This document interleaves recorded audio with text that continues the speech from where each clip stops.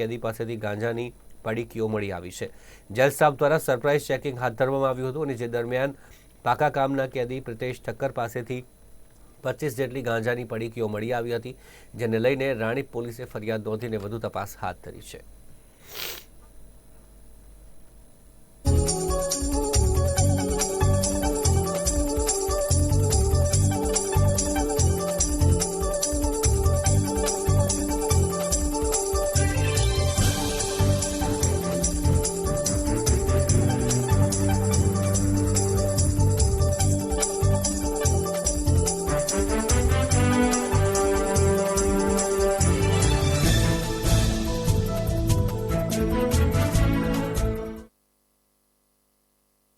અમદાવાદ શહેરની સાબરમતી મધ્યસ્થ જેલની અંદરથી ફરી એકવાર પ્રતિબંધિત ચીજવસ્તુઓ છે તે મળી આવી છે।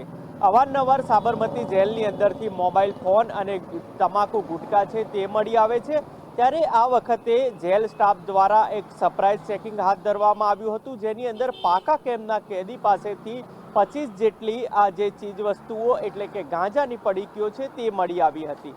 ત્યારે હાલ તો આ સમગ્ર બાબતે રાણીપ પોલીસે ફરિયાદ નોંધી અને વધુ તપાસ છે તે હાથ ધરી છે। કેમેરામેન ગૌતમ દુલેરા સાથે રિપોર્ટર દીપક મકવાણા, અમદાવાદ।